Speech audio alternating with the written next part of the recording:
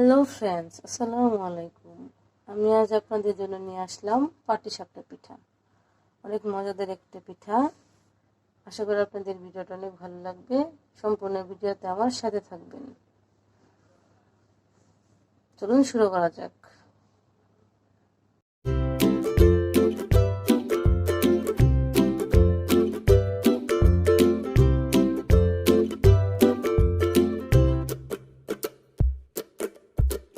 পিঠা বানানোর জন্য এখানে আমি নিয়েছি বল, আর আমার এখানে নিয়ে নিতে হবে চালের গুঁড়া। কিন্তু চালের গুঁড়াটা আমি সেঁকে নেব। তো আমি 1 কাপ চালের গুঁড়া দিয়ে দিলাম। আমি 2 কাপ চালের গুঁড়া নিব, তো আমি আরেক কাপ চালের গুঁড়া দিয়ে দিলাম। এখন আমার এটাকে চেলে নিতে হবে। তো আমি চালের গুঁড়াটা চেলে নিয়েছি।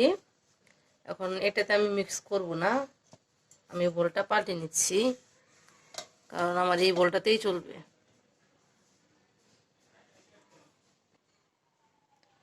আমি এখানে 2 কাপ চাউলের গুঁড়া নিয়েছি, আর 2 কাপ চাউলের গুঁড়ার জন্য আমার লাগছে 1 কাপ ময়দা।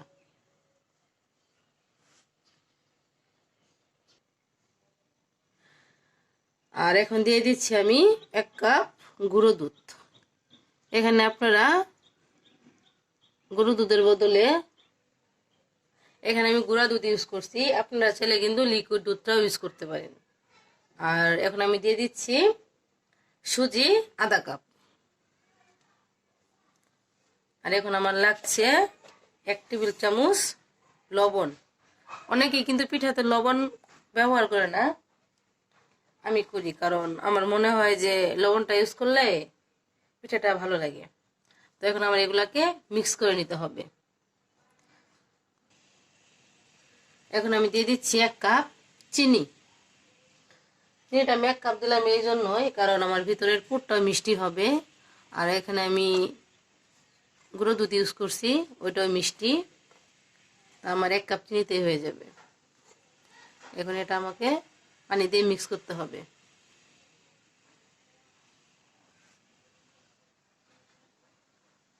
সমস্যা না, তোমার ব্যাটারটা এভাবে বানিয়ে নিতে হবে। এখানে আমার আর একটু পানি দিতে হবে।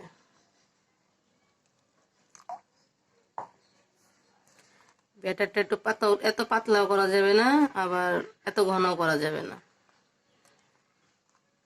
আস্তে আস্তে ব্যাটারটা বানাতে হবে। তোমার ব্যাটারটা হয়ে গেছে।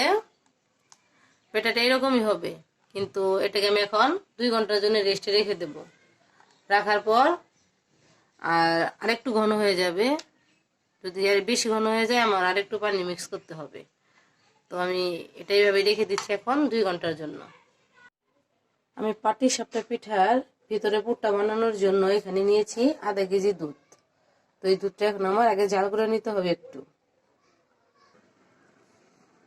দুধটা জাল হয়ে এসছে, তো এখন আমি একটু দিয়ে দিব নারকেল কুড়ানো। আমি এখানে 1 কাপ নারকেল কুড়ানো নিয়েছি।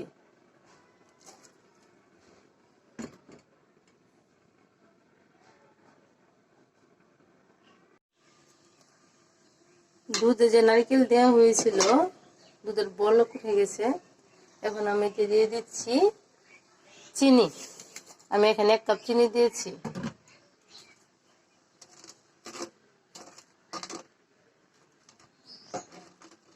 এখন আমি এতে দিয়ে দিব 2টি এলাচ। এলাচ 2টি আমি ফাটিয়ে দিচ্ছি ফ্লেভারের জন্য।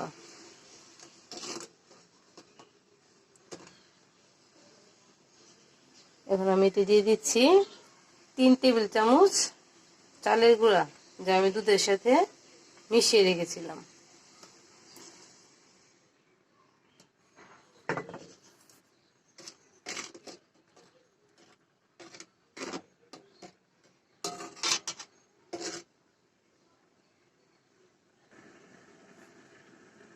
এখন আমি দিয়ে দিচ্ছি আধা কাপ গুঁড়ো দুধ। এখন আমার এটাকে মিক্স করে নিতে হবে।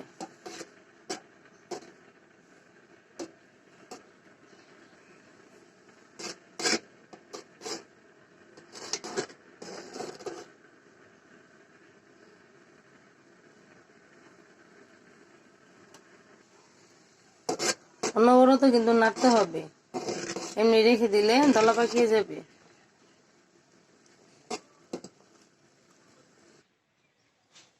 তোমার পাটিসাপটা পিঠার পুর তৈরি হয়ে গেছে, ভেতরে পুরটা। এখন আমার পিঠা তৈরিতে চলে যেতে হবে।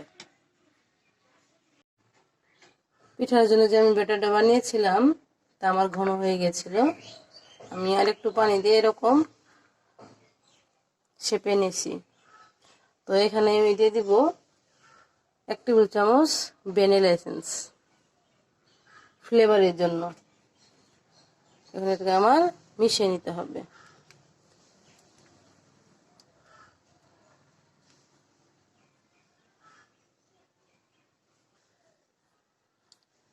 আমার মেশানো হয়ে গেছে। গুঁড়োটা এরকম হবে, এত পাতলাও হবে না আবার এত ঘন হবে না। তো আমি চুলায় প্যান বসিয়ে দিয়েছি। এখানে আমি দিয়ে দিব তেল। অনেকে ঘি ইউজ করে, এতে তেল ঘি দুইটা ইউজ করা যায়, যার যেটা ইচ্ছা। এখানে আমি টিস্যু পেপার দিয়ে এটা ছড়িয়ে নেব। এটা এরকম করে না দিলে পিঠাগুলা নিচে ফুটি ফুটি হয়ে যাবে। তা একদম মুছে হালকা করে দিতে হবে।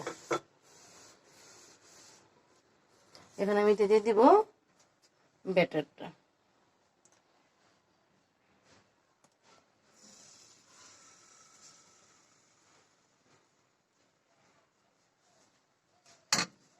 এটাকে ঘুরিয়ে একটু গোল করে নিতে হবে।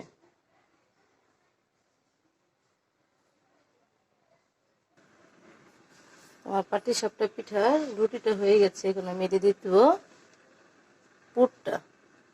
এখানে ভিতরে পুরটা দিয়ে দিতে হবে।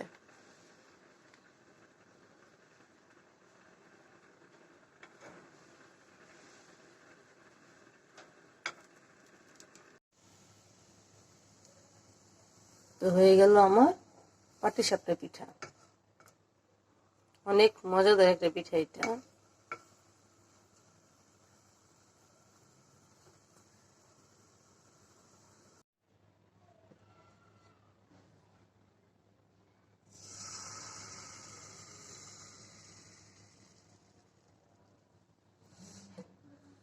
এটাকে হালকা করে ঘুরিয়ে নিতে হবে, গোল রুটির মতো করে।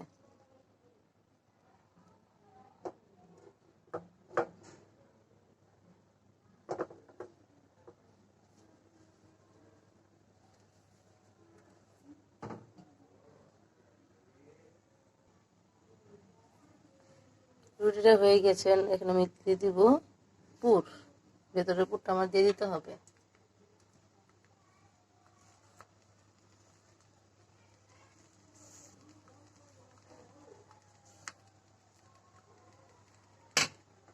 তাহলে আমাকে উল্টে দিতে হবে।